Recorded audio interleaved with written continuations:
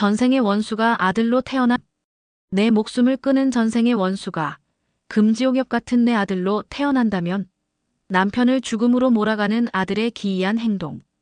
아들을 향한 맹목적인 모성애와 남편을 향한 애틋한 아내의 사랑 사이에서 그녀는 잔혹한 운명에 맞서기로 결심한다. 달빛 아래 애틋한 부부의 맹세. 조선 중기 속세를 벗어난 듯 고즈넉한 시골 마을에 그림 같은 기와집이 한 채 있었다. 집주인은 선비 이경환으로 비록 큰 벼슬에 오르지는 못했으나 너른 토지를 물려받아 부유했고 무엇보다 어질고 따뜻한 성정으로 주변의 칭송이 자자했다. 그리고 그의 곁에는 그림자처럼 그를 보필하는 아내 윤씨가 있었다. 그녀는 빼어난 미색은 물론 지혜롭고 현숙하여 남편에게는 더할 나위 없는 복이었다. 혼인한 지 10년이 넘도록 두 사람의 금슬은 하루도 빠짐없이 갓 혼인한 신혼부부처럼 뜨거웠다. 다만 두 사람의 행복에 단 하나의 그늘이 있었으니 바로 그토록 고대하는 아이가 생기지 않는 것이었다. 달빛이 교교히 마당을 비추던 여름밤이었다. 윤씨 부인은 남편의 서책 시중을 들다 잠시 창밖을 보며 깊은 한숨을 내쉬었다. 그 모습을 본 이선비는 조용히 붓을 놓고 그녀의 곁으로 다가와 부드럽게 어깨를 감싸 안았다. 부인, 또 무슨 시름이 그리 깊으시오? 혹 내게 무슨 부족함이라도 있는 것이오? 그의 다정한 목소리에 윤씨 부인은 고개를 저으며 남편의 품에 얼굴을 묻었다. 아니옵니다, 서방님. 그저 저달을 보니 세월이 이리 덧없이 흐르는 것이 안타까워 그러옵니다. 저희에게도 옥동자 하나 점지해 주셨더라면 얼마나 좋았을까요? 그녀의 목소리에는 여인으로서의 깊은 슬픔과 남편에 대한 미안함이 짙게 배어 있었다. 이선비는 그런 아내의 마음을 어루만지듯 그녀의 등을 천천히 쓸어내렸다. 하늘의 뜻을 우리가 어찌 다 헤아리겠소? 내게는 부인 하나만으로도 이미 세상 모든 것을 다 가진 기분인 것을. 그러니 더는 그런 슬픈 얼굴 내게 보이지 마시오. 그는 아내의 턱을 들어 올려 눈물로 젖은 눈가에 부드럽게 입을 맞추었다. 그리고는 그녀를 안아들어 침소로 향했다. 침소 안은 두 사람의 애틋한 사랑의 향기로 가득했다. 이선비는 아내의 저고리 고름을 조심스럽게 풀었다. 10년의 세월이 흘렀지만 아내의 몸은 여전히 수줍은 소녀처럼 뽀얗고 부드러웠다. 그는 경건한 손길로 아내의 온몸을 어루만졌다. 그것은 단순한 욕정의 해소가 아니었다. 아이를 갖지 못하는 아내의 상처를 보듬고 그녀가 이 세상 누구보다 소중한 존재임을 확인시켜주는 사랑의 의식이었다. 부인 그대의 몸은 내게 이 세상 그 어떤 것보다 귀한 보물이오. 윤씨 부인은 남편의 뜨거운 속삭임에 수줍게 몸을 떨며 그의 목을 감싸 안았다.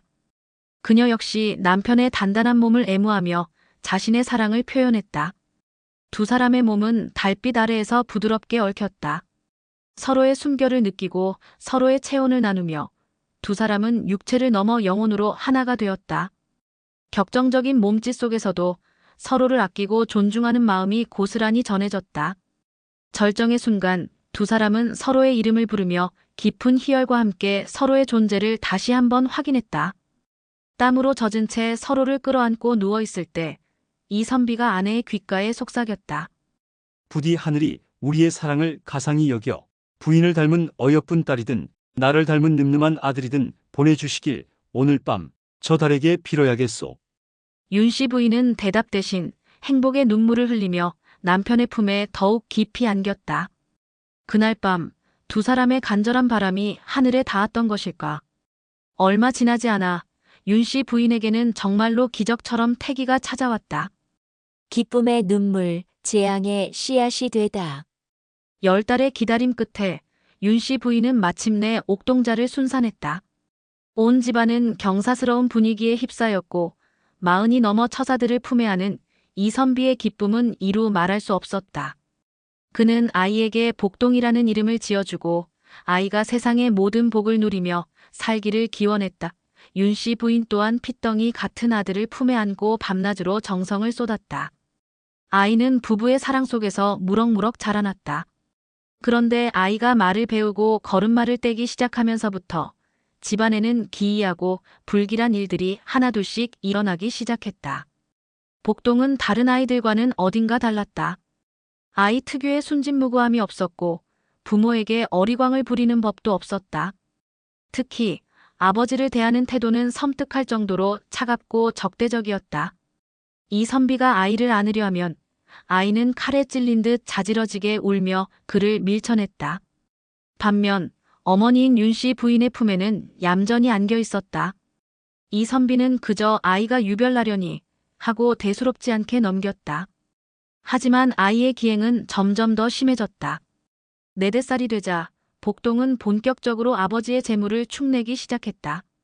값비싼 벼루를 마당에 내동댕이쳐 깨뜨리는가 하면 아버지가 아끼는 서책들을 아궁이에 던져 넣어 태워버리기도 했다. 집안의 하인들이 말리려 하면 아이는 악귀에 신 듯 눈을 부라리며 악을 썼다.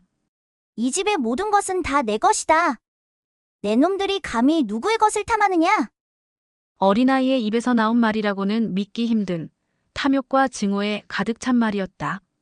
이선비는 아이의 버릇을 고치기 위해 회초리를 들었지만 그때마다 윤씨 부인이 눈물로 가로막았다. 여보, 아직 어린아이입니다. 철이 들면 괜찮아질 거예요. 제발 매질만은. 늦게 얻은 아들에 대한 맹목적인 사랑은 그녀의 눈을 가리고 있었다. 이선비는 한숨을 쉬며 돌아설 수밖에 없었다. 이 일로 인해 10수년간 단 한 번도 금이 간 적 없던 부부 사이에도 점차 균열이 생기기 시작했다. 밤이 되면 이선비는 아들의 기행으로 상처받은 마음을 아내의 품에서 위로받고 싶었다. 하지만 윤씨 부인의 마음은 온통 아들에게 쏠려 있었다. 부부가 어렵게 잠자리를 가지려 하면 복동은 어찌 알았는지 방문을 두드리며 울부짖었다. 어머니, 어서 나오세요. 무서워요. 결국 윤씨 부인은 남편을 뒤로하고 아들의 방으로 달려가기 일쑤였다. 어느 날 밤 이선비는 더 이상 참지 못하고 아내의 손목을 붙잡았다. 부인, 오늘 밤만은 내 곁에 있어 주시오. 나도 당신의 위로가 필요하오. 그의 목소리는 애처롭게 떨리고 있었다. 문 밖에서는 여전히 아들의 울음소리가 들려왔다. 윤씨 부인은 남편의 지친 얼굴과 문 밖의 아들 사이에서 갈등했다. 그녀는 남편의 품에 안겨 그의 뜨거운 입맞춤을 받아들이면서도 온 신경은 아들에게 향해 있었다. 서방님 복동이가. 오늘은 저 아이를 생각지 마시오. 오직 나와 당신 두 사람만 생각합시다. 이선비는 아내의 말을 막으며 거칠게 그녀를 탐했다. 하지만 예전과 같은 달콤함과 교감은 없었다. 그의 몸짓에는 아들에게 아내를 빼앗긴 남편의 질투와 조급함이 섞여 있었고 아내의 반응은 의무감에 젖어 있었다. 결국 두 사람의 몸은 서로 다른 곳을 향한 채 허공에서 맴돌 뿐이었다. 정사가 끝나고 어색한 침묵 속에서 이선비는 깊은 무력감을 느꼈다. 10년 넘게 자신의 전부였던 아내와의 사랑이 아들 하나로 인해 이렇게 무너져 내리고 있었다. 그는 몰랐다. 이것이 단순한 아들의 투정이 아니라 전생의 원수가 부부의 연을 끊어놓으려는 교묘하고도 잔인한 복수국의 시작이라는 것을. 아들의 정체, 전생의 업보를 마주하다. 세월이 흘러 복동이 10살이 되었을 때 이선비의 집안은 거의 몰락 직전에 이르렀다. 복동의 재물 낭비는 상상을 초월했다. 그는 노름에 빠져 가산을 탕진했고 아버지가 아끼던 논과 밭을 몰래 팔아치워 주색 잡기에 돈을 썼다. 사람들은 혀를 차며 말했다. 이 선비처럼 어진 어른 밑에서 어찌 저런 악기 같은 자식이 태어났을까? 이선비는 아들 때문에 받은 스트레스로 인해 원인 모를 시름시름 앓기 시작하더니 끝내 자리에 눕고 말았다. 좋다는 약을 다 써보아도 백약이 무효였다. 그의 몸은 나날이 말라갔고 눈빛은 초점을 잃어갔다. 윤씨 부인은 피가 마르는 심정이었다. 한쪽에서는 남편이 죽어가고 있었고 다른 한쪽에서는 아들이 집안을 거덜내고 있었다. 그녀는 더 이상 이것이 단순한 문제가 아님을 직감했다. 아들의 행동은 단순한 비행을 넘어 마치 아버지를 죽음으로 몰아가려는 뚜렷한 목적을 가진 것처럼 보였다. 그녀의 맹목적인 모성애에도 서서히 의심의 그림자가 드리워지기 시작했다. 이대로는 남편도 아들도 가정도 모두 잃게 될 터였다.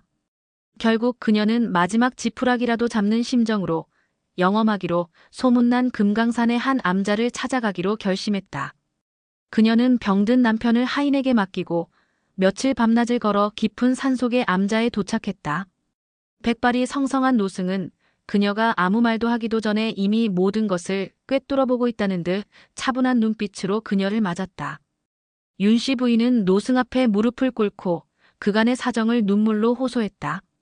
스님 제발 제 남편과 아들을 살릴 방도를 알려주십시오. 이 모든 것이 제 부족한 탓인 듯하여 하루하루가 지옥 같사옵니다.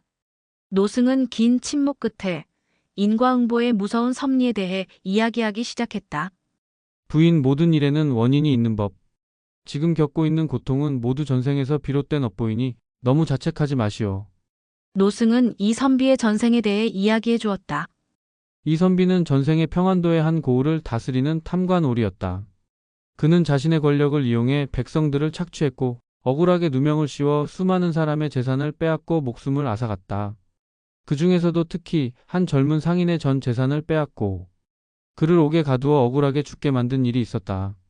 그 젊은 상인은 죽기 직전 피를 토하며 다음 생에 반드시 이선비의 자식으로 태어나 자신이 당한 것에 몇 갑절로 갚아주겠노라 맹세하며 숨을 거두었다고 했다. 그렇다면 설마 제 아들 복동이가 그 상인의 환생이란 말씀이십니까? 윤씨 부인은 믿을 수 없다는 듯 되물었다. 노승은 조용히 고개를 끄덕였다. 그렇소. 그 아들은 부모에게 복을 주기 위해 태어난 아이가 아니라 아비에게 빚을 받으러 온 원수요. 아비의 재산을 모두 탕진시키고 그 목숨까지 거두어야 비로소 그의 원한이 풀릴 것이오. 이는 하늘의 이치이니 인간의 힘으로는 어찌할 도리가 없는 일이오. 노승의 말은 청천벽력과도 같았다. 윤씨 부인은 그 자리에 주저앉아 통곡했다. 금지옥엽 같던 내 아들이 남편의 목숨을 노리는 원수라니. 모든 것이 끝났다고 생각했다. 집으로 돌아가는 그녀의 발걸음은 천근만근 무거웠다. 그녀의 머릿속은 절망으로 가득 찼다. 하지만 남편이 누워있는 집이 가까워질수록 그녀의 마음속에서 작은 불씨 하나가 피어오르기 시작했다. 아니야, 이대로 포기할 수는 없어. 설령 내 아들이 전생의 원수라 할지라도 이번 생에서는 내가 배 아파 낳은 내 자식이다. 그리고 서방님은 내게 세상의 전부인 지압이다. 이 지독한 업보의 고리를 내 사랑으로 끊어내 보이리라.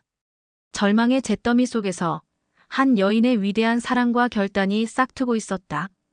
그녀는 더 이상 나약한 아내가 아니었다.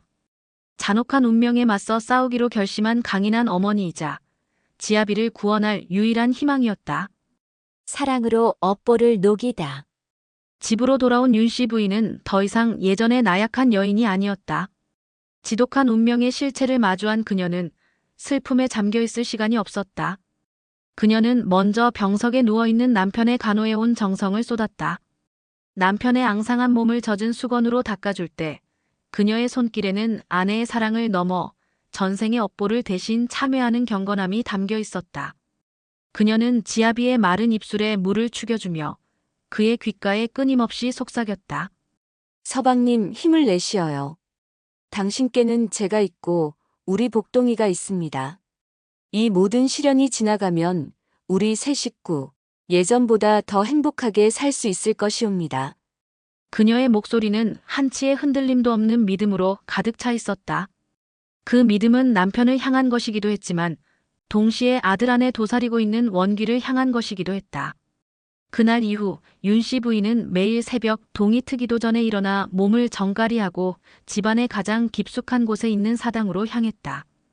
그녀는 그곳에서 핏줄을 이어준 조상들에게 용서를 빌었고 아들을 낳게 해준 삼신할머니에게 감사했다. 그리고 가장 지극한 정성으로 아들 복동의 영혼을 위해 기도했다. 그녀는 아들을 원망하지 않았다.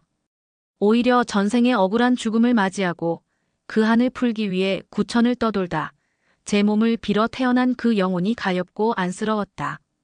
비나이다, 비나이다, 천지신명께 비나이다. 제 아들 복동이의 마음속에 깃든 원한과 증오를 부디 거두어 주시옵소서. 전생의 모든 죄는 어리석은 지아비를 대신하여 이 몸이 전부 받을 것이옵니다. 부디 제 아들이 원한의 굴레에서 벗어나 따뜻한 마음을 가진 아이로 다시 태어나게 해주시옵소서. 그녀의 기도는 단순한 기원이 아니었다. 자신의 모든 것을 내던진 희생의 서약이었다. 그녀는 매일 밥 한 술 제대로 뜨지 않고 잠 한숨 편히 자지 않으며 오직 기도에만 매달렸다. 그녀의 무릎은 굳은 살이 박이고 옷같이 고왔던 얼굴은 핏기 없이 말라갔다. 집안의 하인들은 그런 그녀를 보며 곧 쓰러질 것이라며 수군댔지만 그녀의 눈빛만은 형형하게 빛나고 있었다. 아들 복동은 그런 어머니의 변화를 아는지 모르는지 여전히 방탕한 생활을 멈추지 않았다. 하지만 그의 마음속에서도 미세한 균열이 일어나고 있었다. 밤늦게 술에 취해 들어올 때마다 사당에서 들려오는 어머니의 애달픈 기도 소리가 그의 발목을 붙잡았다. 그 소리를 들을 때면 이유 없이 가슴이 답답하고 머리가 깨질 듯 아파왔다. 그는 어머니의 변함없는 사랑과 자신의 파괴적인 행동 사이에서 혼란스러웠다. 자신은 아버지를 파멸시키기 위해 태어났는데 왜 어머니의 기도 소리에는 이토록 마음이 흔들리는 것일까? 그는 애써 그 감정을 외면하며 더욱 엇나가려 발버둥 쳤다. 하지만 윤씨 부인은 포기하지 않았다. 그녀는 굳게 믿었다. 지극한 사랑은 그 어떤 지독한 원한과 업보마저도 녹여낼 수 있다는 것을. 그녀의 위대한 사랑은 차갑게 얼어붙어 있던 아들의 영혼을 녹일 마지막 불씨가 되어가고 있었다. 화마 속에서 피어난 참회. 몇 년의 세월이 더 흘렀다. 복동은 이제 20살을 바라보는 청년이 되었고 이선비의 집안은 곳간의 쌀이 바닥을 보일 정도로 완전히 몰락했다. 하지만 복동의 복수심은 아직 끝나지 않았다. 그의 눈에는 이 집안의 마지막 숨통을 끊어놓아야 한다는 집착만이 남아있었다. 그는 마지막 남은 재산인 곳간을 불태워 아버지를 완벽한 절망 속에서 죽게 만들기로 결심했다. 달빛마저 숨어버린 캄캄한 밤, 복동은 몰래 곳간으로 향했다. 그의 손에는 기름과 횃불이 들려 있었다. 곳간 문을 열자 얼마 남지 않은 쌀가마니들이 보였다. 이것만 사라지면 저 병든 아비는 더 이상 버티지 못할 것이다. 그의 입가에 잔인한 미소가 걸렸다. 그가 횃불을 곳간 안으로 던지려는 순간이었다. 어디선가 어머니의 흐느끼는 기도 소리가 들려왔다. 그는 자신도 모르게 소리가 나는 쪽으로 고개를 돌렸다. 사당이었다. 어머니 윤씨 부인은 퀭한 얼굴로 촛불 앞에 앉아 여느 때처럼 아들을 위해 기도를 올리고 있었다. 부디 제 아들 복동이를 용서하여 주시옵소서. 그 아이가 짓는 모든 죄는 그 아이의 것이 아니옵니다. 전생의 업보를 짊어진 불쌍한 영혼일 뿐이니 모든 벌은 저에게 내리시고 제 아들에게는 부디 자비를 베푸시어. 그 순간 복동의 머릿속에서 무언가 툭 하고 끊어지는 듯한 충격이 일었다. 어머니는 자신을 원망하고 있는 것이 아니었다. 오히려 자신을 불쌍히 여기며 자신의 죄를 대신 받겠다고 빌고 있었다. 그 지극한 사랑을 마주하는 순간 그의 눈앞에 기이한 광경이 펼쳐지기 시작했다. 그는 보았다. 자신이 평안도의 젊은 상인이었던 전생의 모습을, 억울하게 누명을 쓰고 전 재산을 빼앗긴 채 차가운 옥중에서 피를 토하며 죽어가던 자신의 모습을, 그리고 다음 생에 반드시 원수의 자식으로 태어나 복수하겠다고 맹세하던 그 순간을. 이어서 장면이 바뀌었다. 그는 보았다. 자신이 핏덩이였을 때부터 어머니가 얼마나 지극한 사랑으로 자신을 돌보았는지를, 자신이 온갖 못된 짓을 저지르며 아버지를 괴롭힐 때에도 어머니는 단 한 번도 자신을 포기하지 않았다. 밤마다 꽁꽁 언 마룻바닥에서 무릎이 닳도록 자신을 위해 기도하던 어머니의 모습이 파노라마처럼 그의 머릿속을 스쳐 지나갔다. 수백 년 묵은 원한과 20해 동안 받은 조건 없는 사랑. 두 개의 거대한 감정이 그의 영혼 속에서 격렬하게 충돌했다. 원한은 뜨거운 불이었고 사랑은 깊은 바다였다. 마침내 바다가 불을 삼켰다. 그의 눈에서 뜨거운 눈물이 폭포수처럼 쏟아져 내렸다. 그것은 분노의 눈물도 억울함의 눈물도 아니었다. 자신의 어리석음을 깨달은 참회의 눈물이었고 어머니의 위대한 사랑에 대한 감격의 눈물이었다. 어머니, 제가 잘못했습니다. 어머니. 그는 손에 들고 있던 횃불을 내팽개치고 사당으로 달려갔다. 그가 내던진 횃불은 마른 집단에 옮겨붙어 순식간에 곳간을 화마 속으로 몰아넣었다. 하지만 그는 개의치 않았다. 그는 사당문을 열고 어머니 앞에 무릎을 꿇고 통곡했다. 윤씨 부인은 놀라 아들을 바라보았다. 아들의 눈에는 더 이상 증오와 광기가 없었다. 오직 깊은 슬픔과 뉘우침만이 가득했다. 그녀는 아들이 마침내 원한의 굴레에서 벗어났음을 직감했다. 그녀는 말없이 아들을 끌어안았다. 두 모자는 활활 타오르는 곳간의 불빛을 배경으로 서로를 부둥켜 안고 한참을 울었다. 타오르는 불길은 집안의 마지막 재산을 삼키고 있었지만 동시에 한 영혼을 묻고 있던 지독한 업보의 사슬을 남김없이 태워버리고 있었다. 사랑으로 이룬 기적, 다시 피어난 행복. 곳간이 전소된 다음 날 아침, 이선비의 집에는 잿더미만 남았지만 이상하게도 절망의 기운은 찾아볼 수 없었다. 오히려 지난 수십 년간 집안을 짓누르던 무겁고 음산한 기운이 씻은 듯이 사라지고 맑고 상쾌한 기운이 감돌았다. 모든 원한을 씻어낸 복동은 완전히 다른 사람으로 다시 태어났다. 그의 얼굴에서 도끼와 증오는 사라지고 나이답지 않게 철없던 모습 대신 깊은 속내를 지닌 어른스러운 청년의 모습이 자리 잡았다. 그는 가장 먼저 아버지의 처소로 달려갔다. 그리고 10수년 만에 처음으로 아버지 앞에 진심으로 머리를 조아렸다. 아버지 소자 불효자식이옵니다. 소자가 죽을 죄를 지었습니다. 부디 이 자식을 용서하여 주시옵소서. 복동은 눈물로 용서를 빌었다. 이선비는 병상에 누워 아들의 변한 모습을 믿을 수 없다는 듯 바라보았다. 아들의 눈빛에는 더 이상 자신을 향한 적의가 없었다. 윤씨 부인은 남편의 곁에 앉아 지난밤에 있었던 모든 일과 노승에게 들었던 전생의 비밀에 대해 조용히 이야기해 주었다. 모든 이야기를 들은 이선비는 깊은 한숨과 함께 눈물을 흘렸다.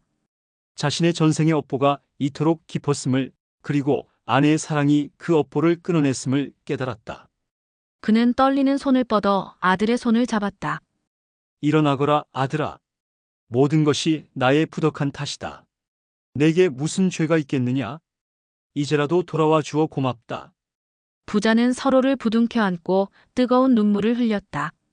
수백 년간 이어진 원한의 고리가 마침내 용서와 화해로 풀어지는 순간이었다. 그날 이후 기적이 일어났다. 아들의 원한이 사라지자 원인 모를 병으로 죽어가던 이선비의 건강이 하루가 다르게 회복되기 시작했다. 몇 달 지나지 않아 그는 병상에서 완전히 일어났고 예전의 건강한 모습을 되찾았다. 집안은 가난해졌지만 웃음소리가 끊이지 않았다. 복동은 효심 지극한 아들로 거듭났다. 그는 더 이상 주색 잡기를 하지 않고 굳은 일도 마다하지 않으며 집안을 다시 일으키기 위해 밤낮으로 노력했다. 밭을 갈고 땔감을 하며 부모를 봉양하는 그의 모습에 마을 사람들은 모두 혀를 내둘렀다. 1년 후 따스한 봄볕이 내리쬐는 어느 날이었다. 이선비의 집 툇마루에는 세 식구가 나란히 앉아 있었다. 화려한 비단옷 대신 소박한 무명옷을 입고 진수성찬 대신 소박한 나물 반찬으로 식사를 하고 있었지만 그들의 얼굴에는 세상 모든 것을 다 가진 듯한 행복한 미소가 가득했다. 윤씨 부인이 남편의 그릇에 반찬을 놓아주고 복동은 그런 부모님을 흐뭇하게 바라보며 자신의 밥을 어머니의 그릇에 덜어주었다. 지독한 운명과 업보의 폭풍우가 지나간 자리에 한 여인의 위대한 사랑이 기적을 일구어냈고 그 기적 속에서 가족이라는 이름의 아름다운 꽃이 다시 활짝 피어나고 있었다. 전생의 원수가 아들로 태어난다는 끔찍한 업보. 하지만 한 여인의 헌신적인 사랑은 수백 년 묵은 원한마저 녹여내는 기적을 만들었습니다. 진실한 사랑의 힘은 과연 윤회의 고리마저 끊어낼 수 있는 것일까요? 파멸 직전에서 진정한 행복을 찾은 이 가족의 이야기가 여러분의 마음에 깊은 울림을 주었기를 바랍니다. 다음 시간에는 무려 3명의 남편을 차례로 죽음으로 몰아넣은 팔자 센 여인의 기구하고도 충격적인 이야기, 천예록에 기록된 그녀의 사연을 들고 찾아오겠습니다. 구독과 좋아요로 다음 야담도 함께해 주세요.